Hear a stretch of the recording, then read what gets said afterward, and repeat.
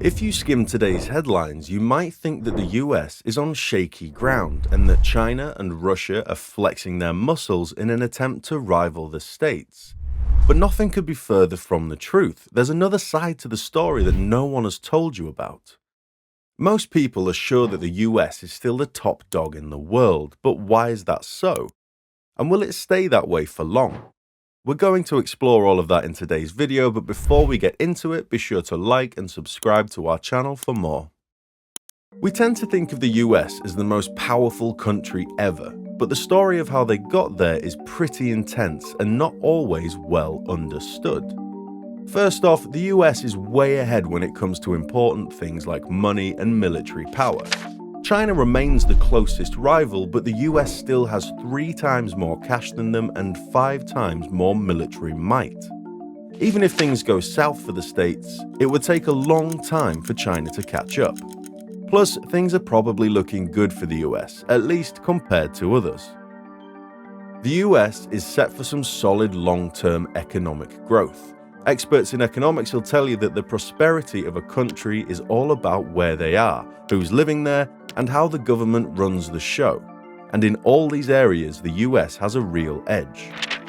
In terms of geography, the United States stands as a natural economic and military stronghold, blessed with abundant resources and an extensive network of economic pathways, including navigable waterways and ports that surpass the rest of the world combined.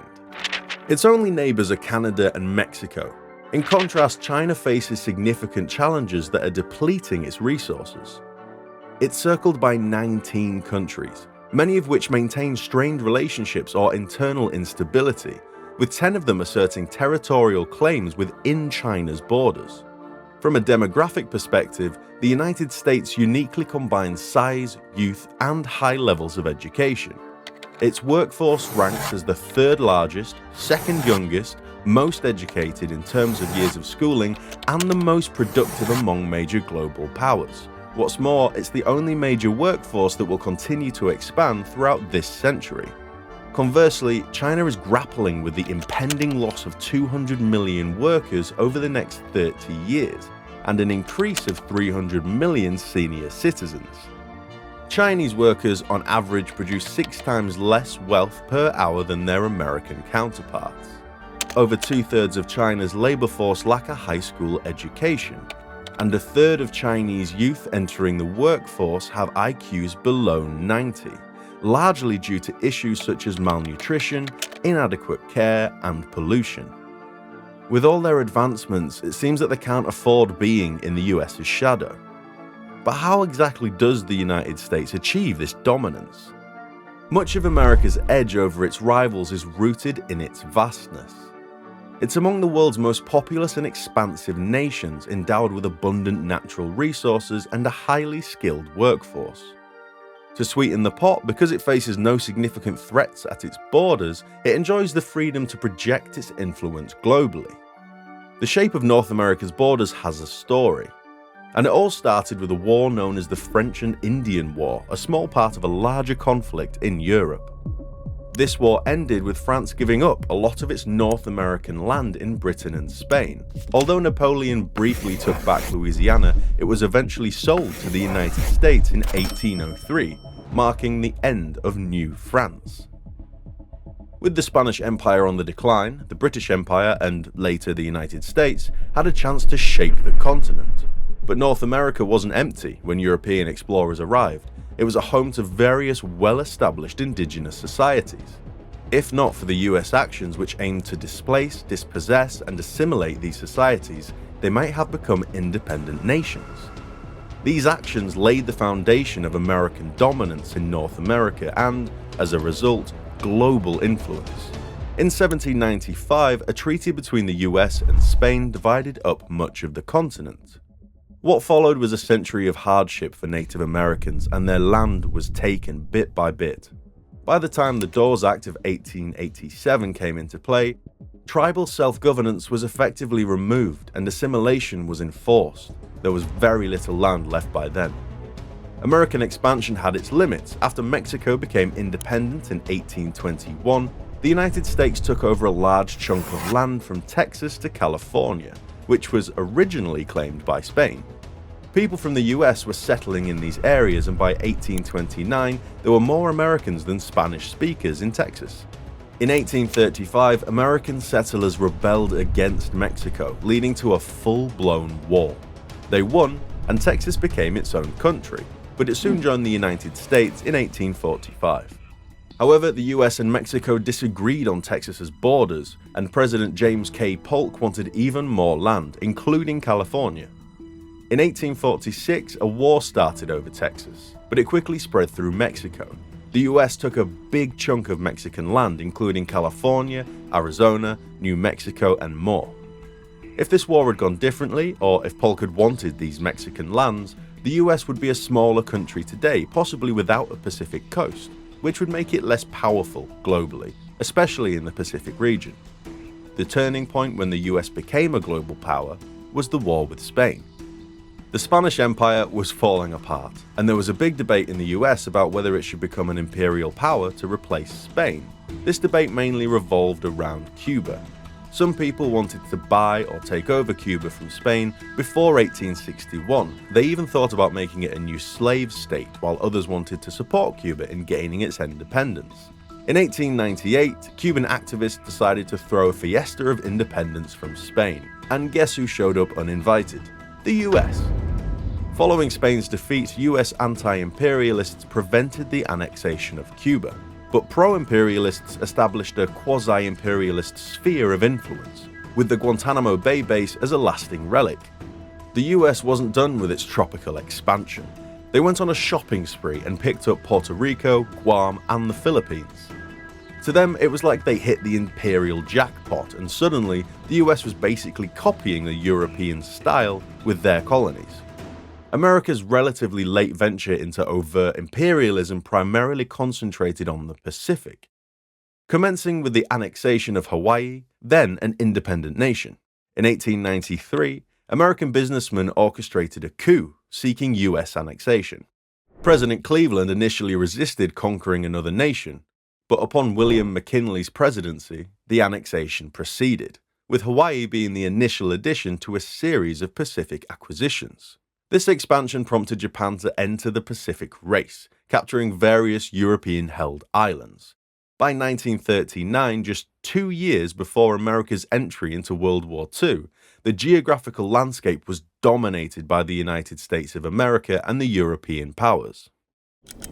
For centuries, the world has been divided among numerous competing powers, with no single nation poised to become the single global superpower. The inception of World War I marked the dawn of the end of this era. America wasn't only a primary participant in the First World War, but it was also part of the countries that were then recognized as the world's greatest powers. The Ottoman Empire, the seventh great power, was entirely dismantled as a consequence of the war. China, potentially another great power, had been experiencing a period of decline. The war and its massive debts profoundly impacted the economies of the great powers, except for the United States and the enduring British Empire. It's impossible to fully grasp the toll of the Second World War through a single metric. While the war exacted a tremendous cost on all parties involved, the human toll disproportionately affected the primary Axis powers, namely Germany and Japan, as well as the Soviets and Chinese. Other nations in Eastern Europe and East Asia also bore the brunt of the war's devastation. These military casualties only hint at the border death toll on both continents, stemming from war, famine, genocide, economic upheaval, and ecological devastation. Although Americans suffered greatly, enduring a loss of 400,000 military personnel, the United States emerged from the war significantly strengthened as other nations declined. Turning our attention to the rise and fall of European, Japanese, and Ottoman imperialism, we witness a captivating narrative, especially from 1914 onward.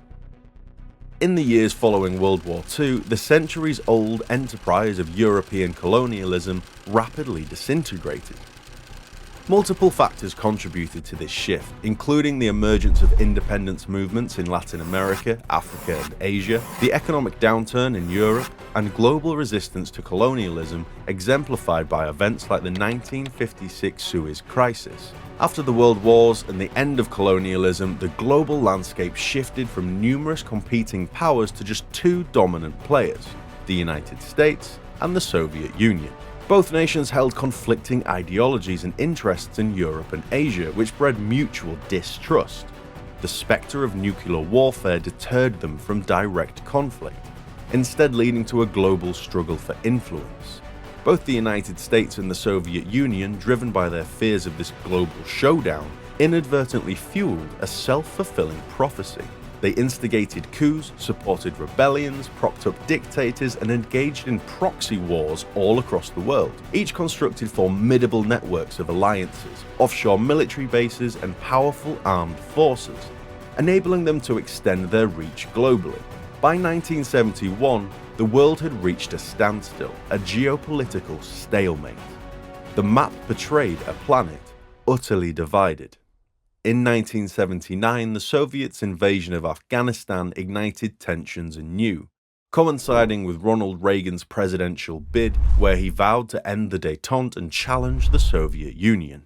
Ultimately, the Soviet Union crumbled, leaving the United States with an unchallenged global infrastructure of military and diplomatic power. In 1948, the Soviet Union blockaded Berlin from Western Germany, prompting Western European nations to unite with the United States and Canada in the North Atlantic Treaty Organization, or NATO. NATO was created to deter Soviet aggression and balance Soviet influence in Europe. Over time, it expanded to include nearly every European country west of the Soviet bloc. This alliance helped maintain peace in Europe by pledging that the US would defend any member as if it were its own soil. Additionally, it united Western Europe, once composed of independent powers, into a collective force led by its most dominant member, the United States. In the aftermath of the Cold War, the dynamics of international relations saw minimal change. NATO's expansion into Central and Eastern Europe, driven by their concerns about Russia, underscored their organization's vital role in maintaining European stability and the security of its members. Yet, this came at a price, a growing reliance on American power.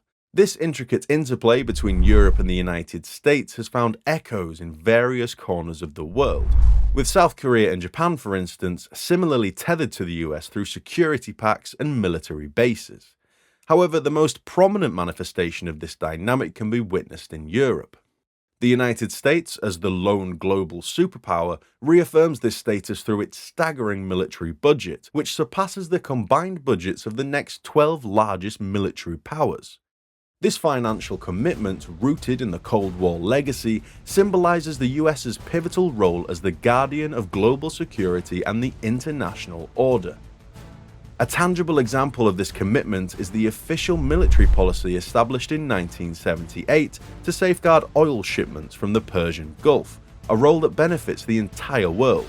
Simultaneously, other major powers are rapidly enhancing their military capabilities, particularly China and Russia, implicitly challenging American dominance in the US-led world order.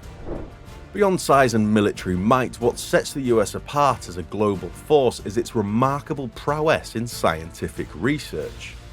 Its prowess both drives and reflects its technological and economic superiority over much of the world, serving as an indicator of innovation on a broader scale. One revealing measure of the US's superiority is its commanding lead in Nobel Prizes, holding 371 Nobel Prizes, largely in sciences, from 1901 through to 2013. This accomplishment is extraordinary, considering that the US represents only 4% of the world's population, but boasts 34% of its Nobel laureates. This success is underpinned by numerous factors, including wealth, culture, an economy that stimulates innovation, extensive state and privately funded research incentives, and a political environment that has consistently attracted highly educated immigrants. These elements collectively contribute to America's wealth and influence, extending far beyond the realm of Nobel Prizes. It's obvious that the United States was determined to dominate in more ways than anyone can imagine, and that they certainly have done so. Do you think that there'll be a world power in the Earth of the future? Let us know your thoughts in the comments, and be sure to like and subscribe because we're coming back with lots more.